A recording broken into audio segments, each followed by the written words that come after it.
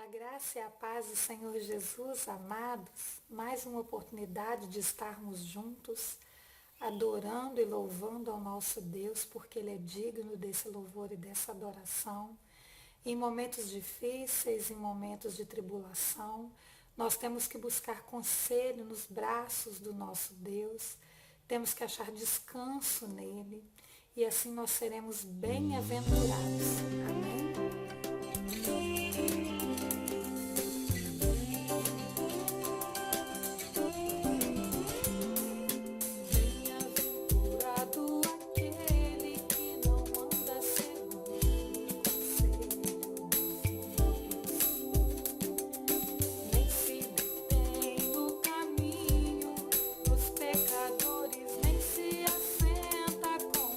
Escarnecedores,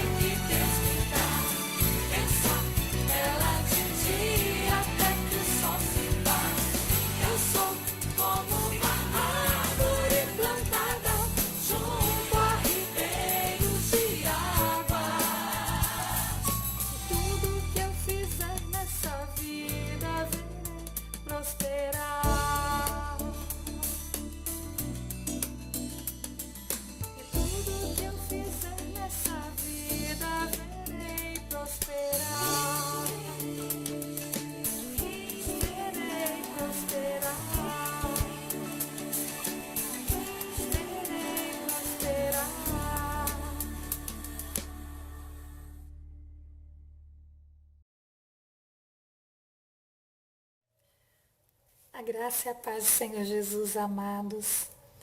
Mais uma noite, mais um momento de louvor e de adoração ao nosso Deus.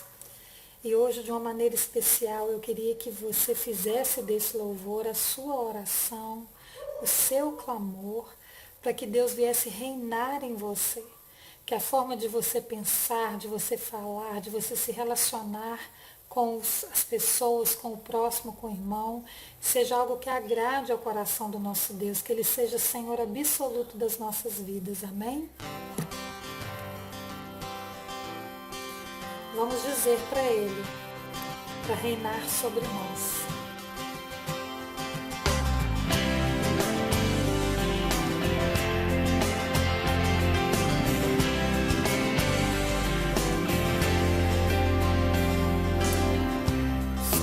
Toda a terra tu és o rei, sobre as montanhas e o pôr do sol. Uma coisa só, meu desejo é reinar de novo em mim, reinar em mim, com o seu poder sobre a escuridão. Sobre os sonhos meus, tu és o Senhor de tudo que sou. Senhor. Você pode dizer para Ele isso? Que é para Ele vir reinar no seu coração? Sobre o meu pensar, tudo que eu falo, refletir a beleza que há em ti. Tu és para mim mais que tudo aqui. Reina de novo em mim, reina em mim, com o teu poder sobre a escuridão, sobre os sonhos meus. Tu és o Senhor de tudo que sou. Em mim, Senhor.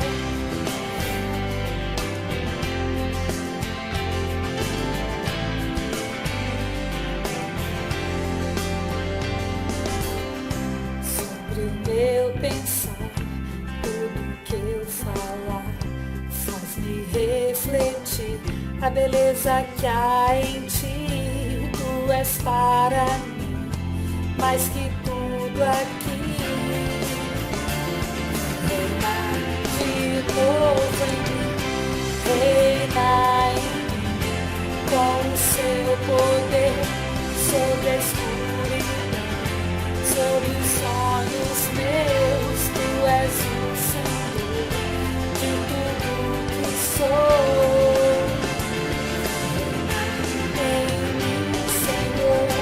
Reina em mim, com o teu poder sobre a escuridão, sobre os sonhos meus. Tu és o Senhor de tudo que sou. Reina em mim, Senhor.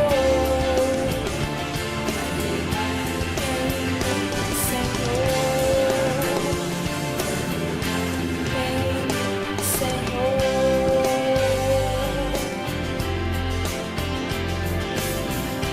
Peça que Ele seja o Rei da sua vida, o Senhor do seu vida. E Ele virá e acalentará o seu coração e reinará sobre a sua vida.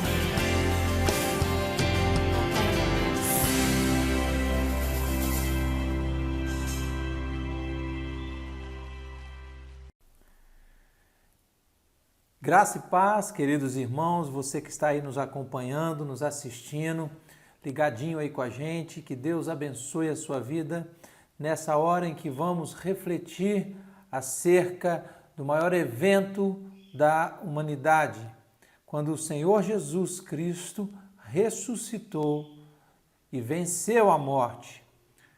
E assim, queridos, gostaria que você estivesse conosco, participando junto com a gente, atento ao que a palavra de Deus nos mostra, para juntos celebrarmos ao Senhor na Páscoa.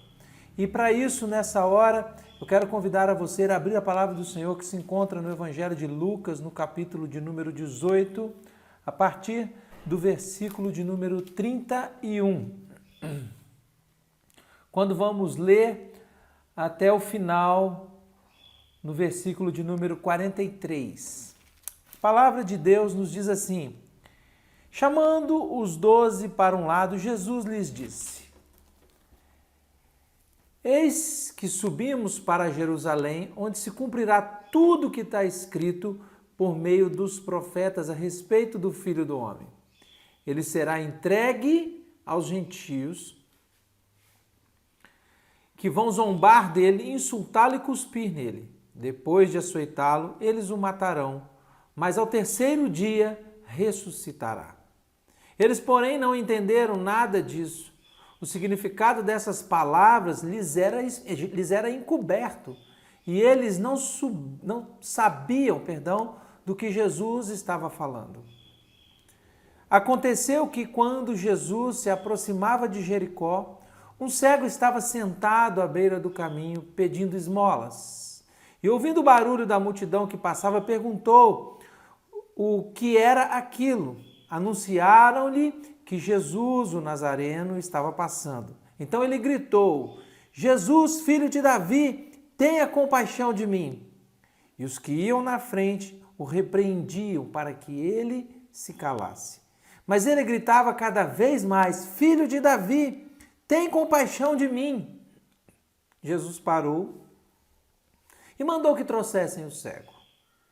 E tendo ele chegado, Jesus perguntou: o que você quer que eu lhe faça?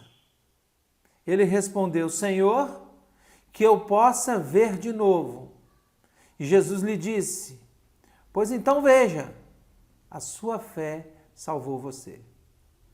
Imediatamente ele passou a ver de novo e seguia a Jesus, glorificando a Deus.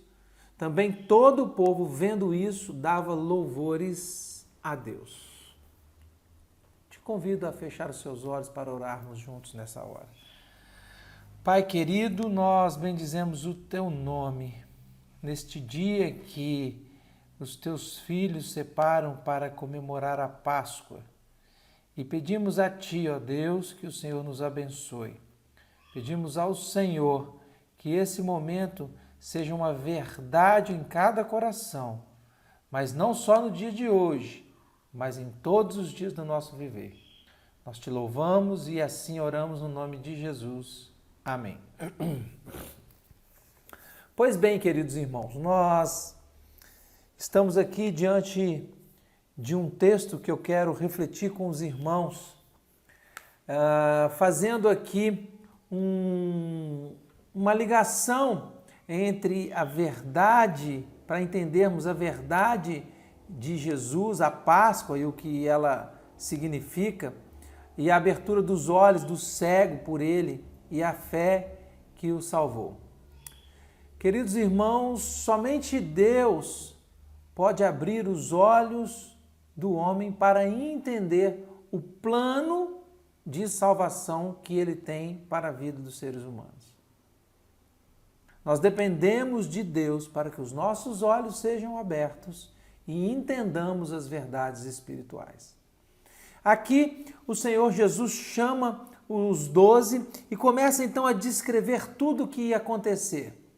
Desde a sua prisão, o que ele passaria, o sofrimento que ele passaria, até a sua morte e a sua ressurreição no terceiro dia.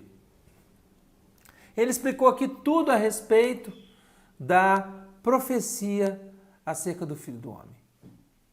E eles, conforme está escrito no versículo de número 34, não entenderam nada, porque disse assim, o significado dessas palavras lhes era encoberto. E eles não sabiam do que Jesus estava falando. Então vamos lá. Eles não tinham entendido. Mas aí, seguindo no texto, no Evangelho de Lucas, diz que Jesus ia se aproximando de Jericó. E no meio do caminho ele encontrou um cego pedindo esmolas. Esse cego quer saber o que está acontecendo e alguém lhe informa. E Jesus está passando. E com a passagem de Jesus, o cego grita: Filho de Davi, tenha compaixão de mim. Alguém lhe corrige e ele grita mais alto ainda. Apesar da repreensão, o que importava para ele era que Jesus se atentasse para a sua condição. E Jesus, ao interrogar o cego sobre o que ele queria, libera então uma palavra de cura. Percebam que o cego não tinha dúvidas do que ele queria e não tinha dúvidas de quem poderia fazer por ele.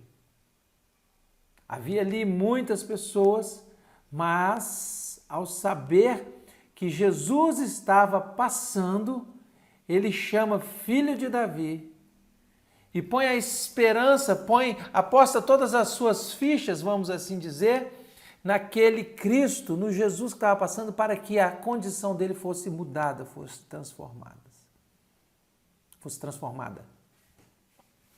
Portanto, queridos, Jesus explicou aqui a respeito da sua prisão, morte e ressurreição. Mas aqueles que estavam próximos ali de Jesus não entendiam, não sabiam do que ele estava falando. Nós sabemos que a Páscoa vai falar de uma festa judaica, Páscoa judaica, e eu quero aqui fazer uma distinção ou uma comparação entre algumas questões da Páscoa judaica e a Páscoa cristã. O Pessah, do hebraico, como os judeus falam, significa passagem, significa passar por cima, referindo-se à libertação do povo hebreu do Egito, diante de uma peste, da última peste, em que Deus havia mandado para vencer os falsos deuses, que foi a morte dos primogênitos. Quando nós vamos lá no livro de Êxodo, no capítulo de número 12, versículo 12, a palavra de Deus vai dizer da seguinte maneira, da seguinte forma: 12:12. Porque naquela noite passarei pela terra do Egito e matarei na terra do Egito todos os primogênitos, tanto das pessoas como dos animais, e executarei juízo sobre todos os deuses do Egito. Eu sou o Senhor. Então aqui Deus estava instruindo a respeito do que ele iria fazer na libertação do povo. Quando ele disse a Moisés e a Arão, deu todas as instruções para que sacrificassem um cordeiro de 1 ano, perfeito, e assassem esse cordeiro e comessem esse cordeiro até o amanhecer. Mas que pegassem o sangue desse cordeiro e passassem nas vigas das portas, nos umbrais das portas, como um sinal. E ele disse, Deus disse, se eu vir o sangue, se eu enxergar esse sangue, se eu vir o sangue, passarei adiante, e não haverá praga entre vós para vos destruir. Deixa eu começar então a fazer aqui algumas comparações. Os olhos dos cegos físicos não enxergavam, falando humanamente, fisicamente. Os olhos dos discípulos que estavam com Jesus enxergavam. Mas espiritualmente todos estavam cegos, apesar de o cego colocar ali a sua esperança de cura em Jesus. Parece-me que aquele que não enxergava fisicamente conseguia ter uma visão espiritual. E aqui eu pergunto, pensando na Páscoa judaica, no Pessah, Deus não sabia quem eram aqueles que passariam o sangue do Cordeiro nos umbrais? Será que Deus não sabia? Para a nossa reflexão. E com os teus conceitos do conhecimento de Deus, você mesmo vai chegar a essa conclusão. Bem, aqui, na libertação do povo de Deus do Egito, o sangue era o sinal da fé. O sinal da fé que eles tinham num Deus libertador. Então eles precisavam acreditar nas palavras de Moisés e de Arão que Deus havia referido a eles, dando todas as instruções para que de uma maneira rápida pudessem sair daquela terra para a terra que Deus ia mostrar. E aqui então, os gritos do cego fazendo essa comparação, talvez fosse aqui o sinal público de sua fé, de que seria curado por Jesus. Eu fico pensando no Senhor observando todas essas coisas e nos observando. Jesus é o Cordeiro que tira o pecado de cada um que crê nele.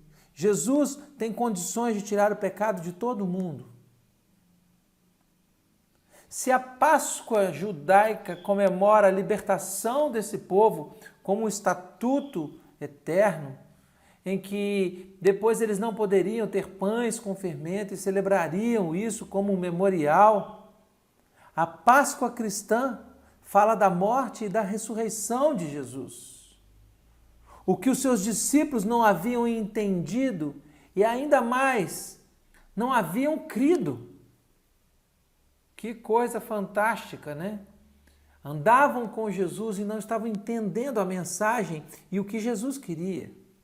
Então, tanto com o povo junto com Moisés, lá atrás, quanto com Jesus, há necessidade de um sinal para o agir de Deus, de acordo com esses textos. Deus queria alguma coisa. Deus deseja ainda algo conosco. No Antigo Testamento, o povo precisou obedecer para ser salvo. Diante dos atributos do Senhor, eu retorno com a pergunta: Deus não sabia quem ia colocar o sangue sobre os umbrais das portas? Sobre as vigas? Então, no Antigo Testamento houve a necessidade, Deus esperou daquele povo que eles obedecessem às instruções de Moisés. Mas só obedece uma instrução quem acredita naquilo que está sendo falado. Portanto, eu estou aqui falando de fé. Queridos irmãos,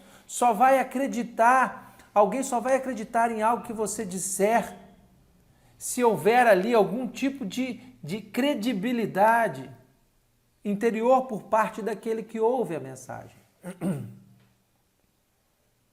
Se para aquele povo obedecer foi necessário fé, para que aquele povo fosse liberto, também com Jesus é necessário fé. E também obediência.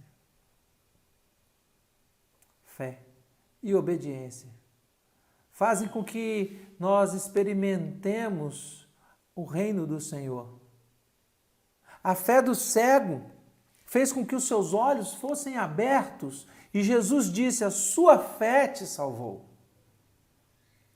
A obediência do povo hebreu pela fé o levou à libertação. Então Jesus abre os olhos do cego e diz: a sua fé te salvou. O povo hebreu, pela fé, obteve libertação. Percebam que essa libertação é sinônimo de vida, de uma nova vida, agora sob a direção de Deus, uma vida mudada, não mais como escravos no Egito, mas na terra que Deus promete. Então é uma vida que antes não tinha a direção de Deus, mas por iniciativa do próprio Senhor, agora ele deseja ser o Deus daquele povo, que aquele povo se tornasse a nação de Deus, uma nação santa, propriedade exclusiva de Deus, para anunciar as obras de Deus, para que aquela nação fosse uma nação missionária e levasse a mensagem de um Deus vivo. Então, Israel, que se tornou mais tarde, tinha uma missão. Da mesma maneira que Jesus, quando vem, ele tem uma missão. E ele cumpre essa missão de uma maneira integral, de forma que ele nasce, sofre, morre, mas Deus o ressuscita no terceiro dia. A ressurreição de Cristo. O Cordeiro perfeito foi oferecido como sacrifício. A semelhança do Antigo Testamento ali, quando o povo de Israel, então, é levado para uma nova terra, uma nova esperança, o cego tem a sua vida transformada por Jesus. Então, aquele cego levaria uma nova vida. Vida nova, transformada somente pela fé. Ninguém que estava ali naquela multidão em Jericó poderia ter feito isso por aquele cego, mas ele clama a Jesus. Queridos irmãos, gostaria que os irmãos entendessem que para nos aproximarmos e entendermos os mistérios de Deus, nós precisamos ter fé. Não conseguimos racionalizar todas as coisas e passar pelo nosso crivo da nossa verdade, mas sim pela fé. Assim como todos esses do passado, conforme descrito no livro de Hebreus, vão dizer a respeito da fé, os heróis da fé, pela fé, pela fé. Então hoje, dia de Páscoa, a Páscoa cristã, que aqui agora vai comemorar, vai falar a respeito da ressurreição do Jesus que cremos, é necessário fé para entender essas coisas. Ou talvez não para entender, mas para que agrademos ao coração de Deus, porque humanamente somos muito limitados para entender os mistérios de Deus. Fato é que Jesus Cristo ressuscitou. E quando ele ressuscita, ele vence o último inimigo, que é a morte. Aquilo que nós mais tememos, um momento único na vida de cada um, desde o dia que nasce, um momento que todos iremos passar. Mas precisamos entender as verdades da palavra do Senhor. Não podemos ficar como aqueles discípulos que estavam ali andando do lado de Jesus e as palavras de Jesus não faziam o menor sentido na sua vida. Queridos, enquanto estamos vivos, as palavras de Jesus precisam ser entendidas, acalentadas no nosso coração. As palavras de Jesus precisam fazer sentido. Precisamos entender os planos de Deus. Do tamanho da nossa limitação, mas sim, entendendo que Deus está aqui para transformar o nosso viver. Nos tirar da escravidão do pecado e nos transportar para uma vida nova.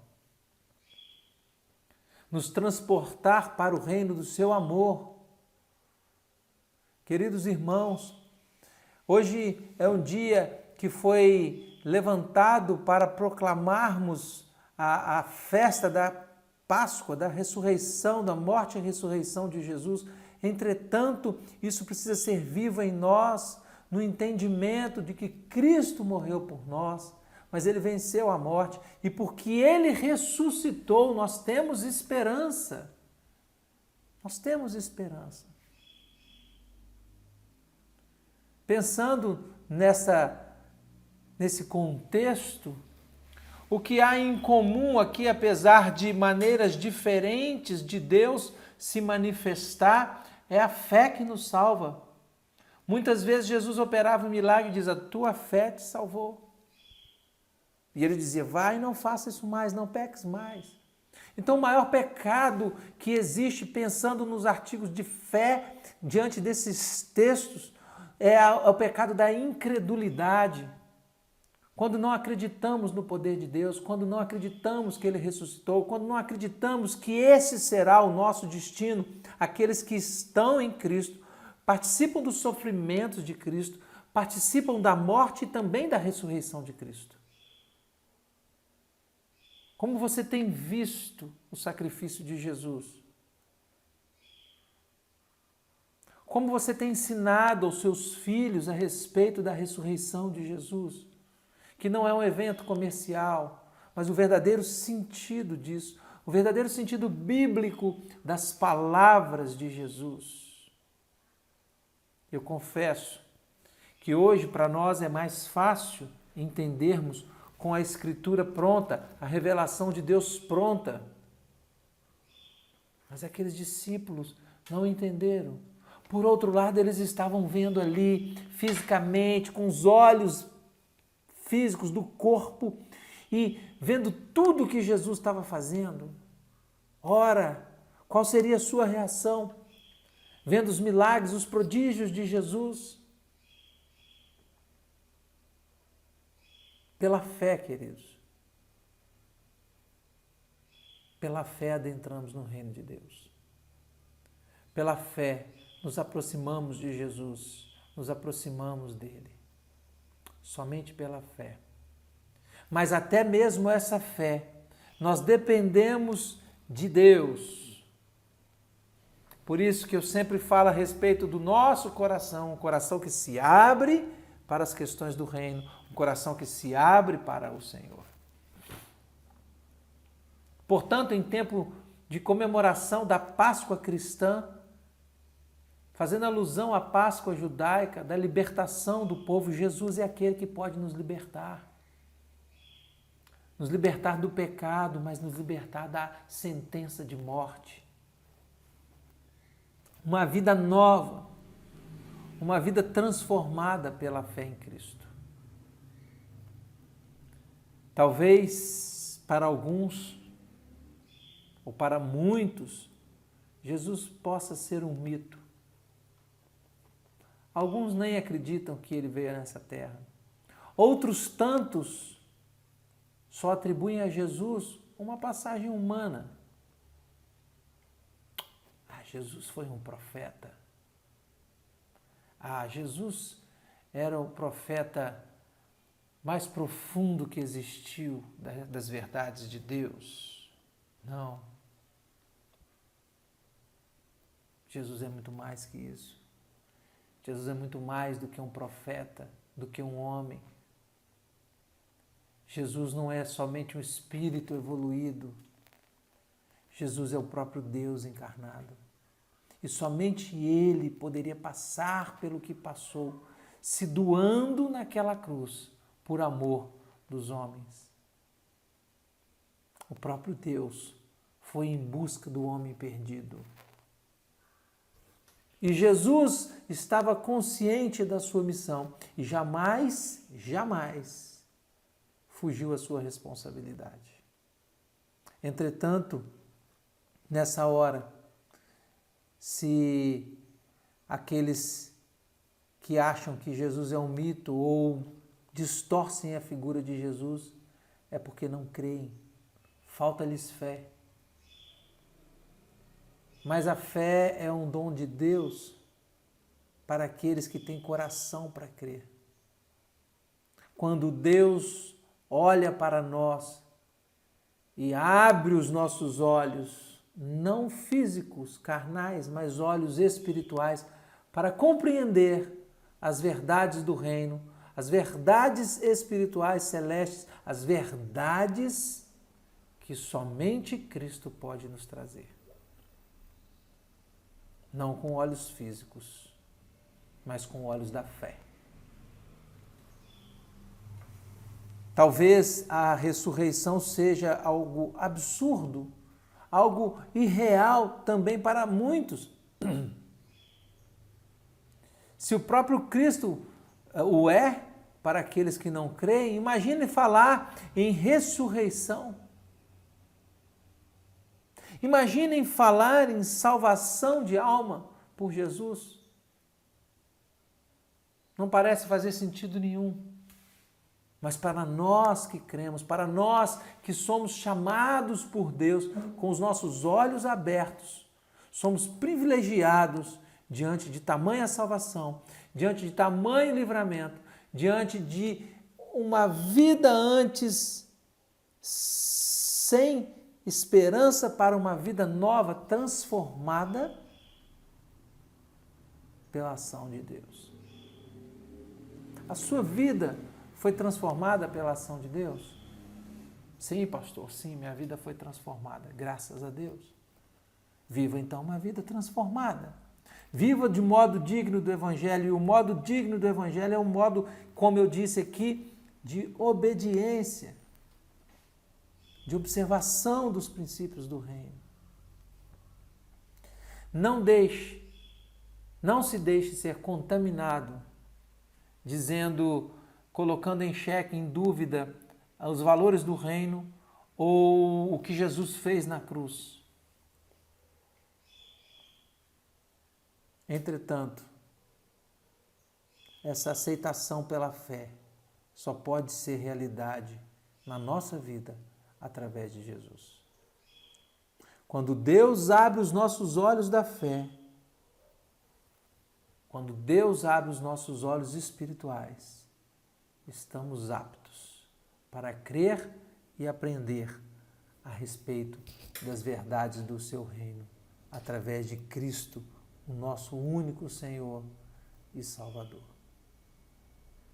Se naquele tempo do Antigo Testamento, da Páscoa judaica, havia necessidade de imolar o cordeiro, matar, sacrificar o cordeiro, hoje o próprio Cristo se fez cordeiro por nós. Que Deus nos abençoe, que você tenha uma semana de plenas bênçãos do Senhor. E em tempos difíceis, coloque a sua fé no Cristo vivo. Em tempos difíceis, coloque a sua fé somente naquele que pode te salvar.